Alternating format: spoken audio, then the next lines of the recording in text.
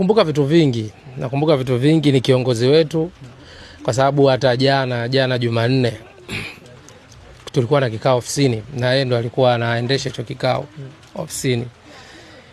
Tumeongea vitu vingi sana. Yaani vitu vingi naweza kusema kama alikuwa anatuaga. Ndio maana watu wengi ukiona watu wengi kama wamepagawa hivi ofisini kwa sababu kulikuwa na hicho kikao saa 6. Akaja akazungumza mambo mengi sana. Yaani ukikaa naye ni maongezi yake ni kwa ajili ya kukujenga tu. Yaani ameweza kumkaongea vitu ambavyo havina faida. Akazungumza mambo mengi sana. Na sana kwenye kile kikao mimi pia alinizungumzia. Unanielewa namna ambavyo nafanya kazi na vitu kama hivyo.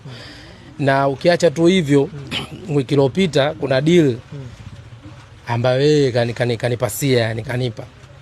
Kuna rafiki yake mmoja ana kinywaji. Kwa hiyo anataka kukiingiza mtaani.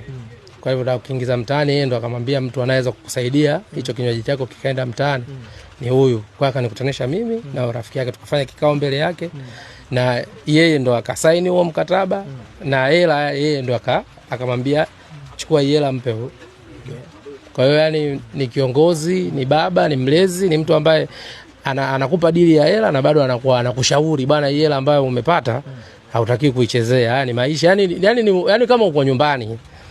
Hata hapa katikati ilipotokea issue za mambo ya ithibati watu kusoma na nini, yani akawa tena kama mzazi, oya jamani watu inabidi warudi shule nini, yani mpaka kuna wakati kuna wengine hadi walikuwa wanalipiwa mpaka ada. Yani unapata hiyo feeling, yani sio boss, unaona kama hapa niko nyumbani sasa.